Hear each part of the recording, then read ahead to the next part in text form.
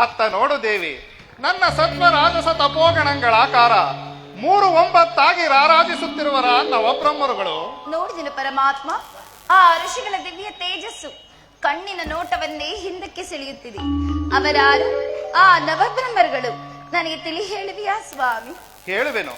ಆ ಕುಮುದ ಪೀಠದ ಮೇಲೆ ನೀಲಾಂಬರವನ್ನುಟ್ಟು ರೂಪಗಳು ಅಲ್ಲದೆ ಅತ್ತ ನೋಡು ರಾಜೇಶ್ವರಿ, ತಾನೋರ್ವನೇ ಅದೆಷ್ಟು ದಕ್ಷತೆಯಿಂದ ಶೋಣಿತಾಂಬರವನ್ನು ಧರಿಸಿ ದಂತ ಪೀಠದ ಮೇಲೆ ದುರ್ಗಾಂಬುದಿಯ ಗಾಂಭೀರ್ಯವನ್ನು ಧಿಕ್ಕರಿಸುತ್ತಾ ಸಮಂತಕದ ಮೈಬಣ್ಣವನ್ನು ಸೆಳೆಯುತ್ತಿರುವ ಆ ಧೀರನೇ ನನ್ನ ರಾಜಸದಿಂದ ಉದ್ಭವಿಸಿದ ದಕ್ಷ ಬ್ರಹ್ಮನು. ಸ್ವಾಮಿ, ಆದರೂ ಈ ಜಗತ್ತಿನಲ್ಲಿ ಅವರವರ ಧರ್ಮವನ್ನು ಪರೀಕ್ಷಿಸುವುದಕ್ಕಾಗಿ ಆದ ಅವಶ್ಯಕತೆ ನಿರ್ಮಿಸಿರುವಿರಿ. ಅವರು ಮುಂದಿನ ನಿನ್ನ ಛಾಯಾಶಕ್ತಿಗಳು. ಬೆಲವೆಣ್ಣಂ ಪಡೆನಿಂ ಚೆಲುಪೆಣ್ಣೆ, ಮುಡಿ ಮಿಡಿದು ಚೆಲುಕೇಶ ನಿಡುತ್ತಾಗೆ, ಮುದ್ರಿಕೆಯ ನಡುಬಳಕೆಯ ಮಂದಾರವಲ್ಲಿಯ ಸೊಬಗೆತ್ತ ಪೆಣ್ಣಂ ಪಡೆನಿಂ ಆದಿಶಕ್ತಿ. ಆ ಚೆಲುವೆ ನಿಮಗೆ ತಾವ್ ಶಿವನೆಸರಿಗಿಂತೂ ಚಂದಿಲ್ಲ ಪರಪೆಣ್ಣಂ. ಚಂದ ಚಂದದ ಪೆಣ್ಣಂ ನೋಡೆ, ಅಂದ ಅಂದದ ಕಲೆ ಪುಟ್ಟುಗಂ. ಶಿವಕಲೆಗೆಂದು ಶಿರಬಾಗುವೆನು, ಶಶಿರೇಖೆ ಮೂಡುವೆಳು ಬಿರುಡ ನೋಡು ನಿನ್ನ ಮಡದಿಯಂ. ಮಾಯಾ ಮಾಯಾ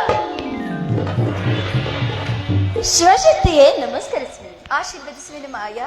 ಮಾಯಾ, ನೀನೀಗಲೇ ಪ್ರಪಂಚದ ಜ್ಞಾನ ದೃಷ್ಟಿಯನ್ನು ಪರೀಕ್ಷಿಸಲು ಮೀಸಲಾಗಿರುವೆ. ಈಗ ನನ್ನ ಮಾನಸ ಬ್ರಹ್ಮನಾದ ದಕ್ಷನು ಜಗತ್ ಸೃಷ್ಟಿಗಾಗಿ ಮಕ್ಕಳನ್ನು ಬೇಡುತ್ತಾ ಉಗ್ರವಾದ ತಪಸ್ಸನ್ನು ಆಚರಿಸುತ್ತಿರುವನು. ನೀನು ಅವನಲ್ಲಿಗೆ ಹೋಗಿ ನಿನ್ನ ಮಾಯೆಯನ್ನು ಬೀರು. ದಕ್ಷನು ಅದರಲ್ಲಿ ಜಯಶೀಲನಾದರೆ ಅವನಿಗೆ ಬೇಕಾದ ವರಗಳನ್ನು ಕೊಡುವೆನು. ಅನಂತರ ನಾನೀಗಲೇ ಬ್ರಹ್ಮಾಂಡ ಹಸ್ತ ಕಳಸಪ್ರಾಯವಾಗಿರುವ ಕನಕಾದ್ರಿಯಲ್ಲಿ ಕೈಲಾಸಪತಿಯಾಗಿ ನೆಲೆಸುವೆನು. ನಿಮ್ಮ ಅಪ್ಪಣೆಯಂತೆ ಆಗಲಿ. ಮಾಡುವೆನು.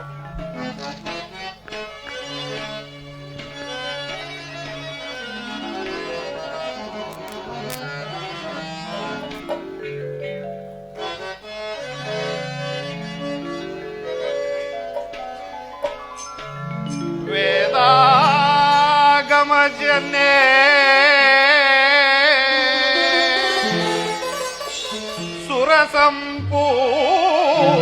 ಸುರಸಂಪೂರ್ಣೆ ರಾರಿಣಿ ಪಾದ್ರಾಕ್ಷಾಯಿಣಿ ಮಮ ಪ್ರೇಮ ವರ್ಷಿಣಿ ಆನಂದವಾಗಿಣಿ.